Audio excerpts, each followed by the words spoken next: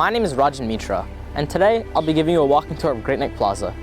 I decided to make this tour as residents are largely unaware of the deep and rich history the town offers, with many passing by buildings every day without knowing of the stories. Great Neck was first settled by the Mattancock people who named the peninsula Wallage. Native Americans referred to the peninsula as Manhattanach, which they shortened to Madnanach.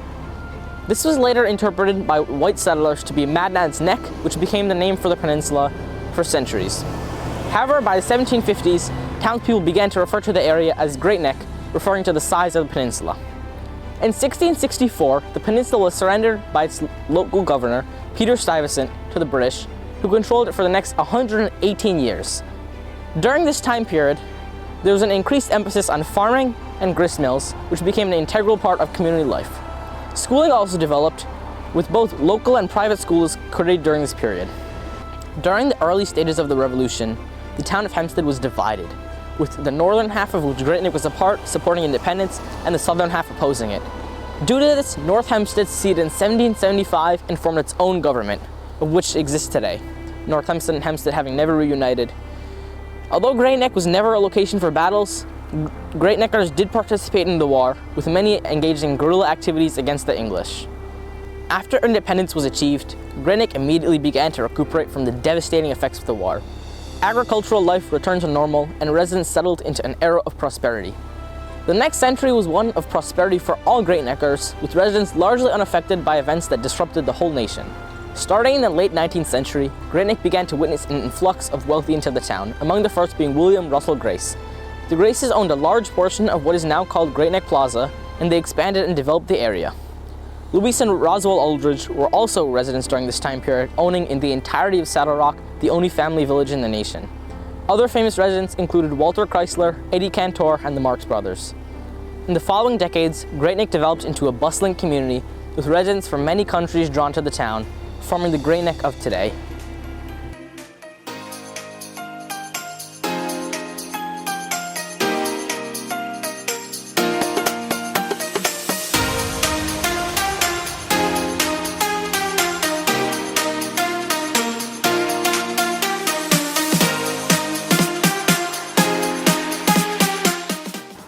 The auto dealership at 124 South Middle Neck Road first opened in 1931, coincidentally in the same year that this village, the village of Thomaston, was incorporated. It originally functioned as an auto showroom for Chryslers and their subdivisions Plymouth and DeSoto. However, it later transitioned to an Oldsmobile dealership, which was run on the Belgrave Motors. After Belgrave moved locations, the building became a Ford dealership, which remained as until 2019, when it became a Bierner pre-owned center. Having provided automobiles to Great Neck residents for over 90 years, it has marked Great Neck's development into a bustling suburban community.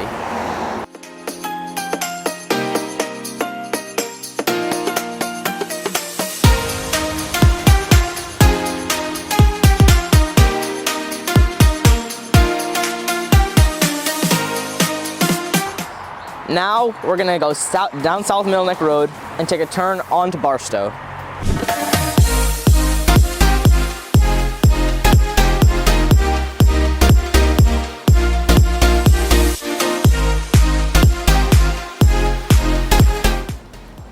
The New York Telephone Building, built in 1929, reflected the latest architectural styles.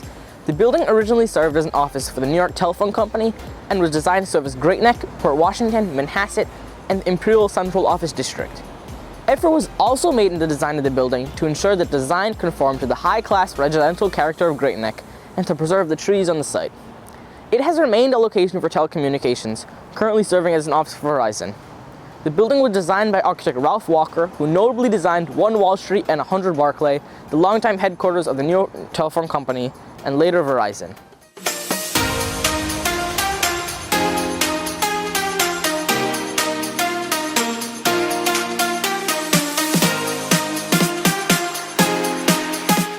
Now we're just going to head down to Wellwyn Road and go see the post office.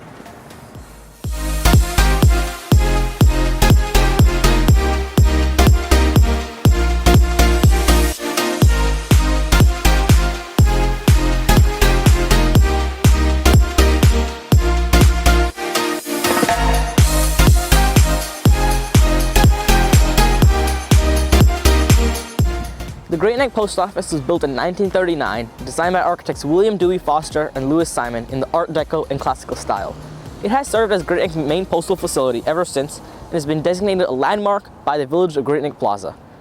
Above the entrance, the building features a relief sculpture of an eagle with 13 stars added in 1940.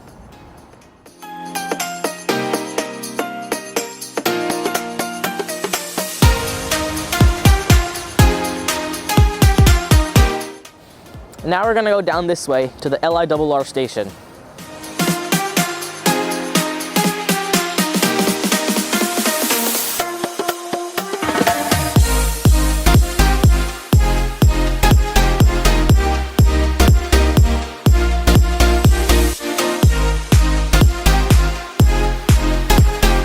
When train service began along Long Island in 1866, Great Neck was the end of the line.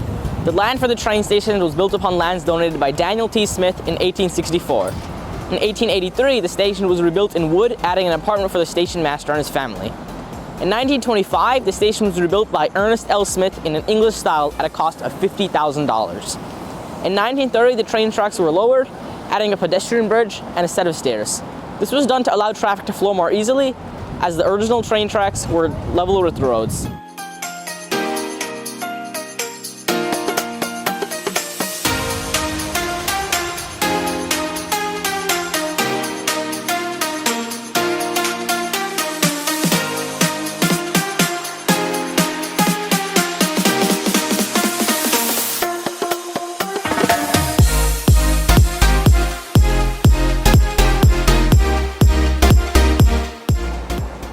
The Grace Building, recognizable by its octagonal tower with the dancing man, was originally constructed in 1913 by industrialist William Russell Grace, who was the first Roman Catholic mayor of New York City. Grace was a very influential Great Neck resident who envisioned a community of businessmen and celebrities from New York City supported by working-class shopkeepers and service workers. The building was built 3.5 stories tall and originally served as a location for stores and offices, with developers eventually adding residential apartments. Designed by architect James O'Connor, the building reflects English influences. Now we're going to head over to the two cinemas up there. The Squire Theatre opened under United Artists on January 15, 1941 as a small single-screen cinema with its primary focus on movies. Over the years, renovations transformed the cinema, developing it into a 7-screen theatre. Ownership also shifted, moving from United Artists to Clear Roof Cinemas to Bowtie Cinemas, and eventually to an independent operator.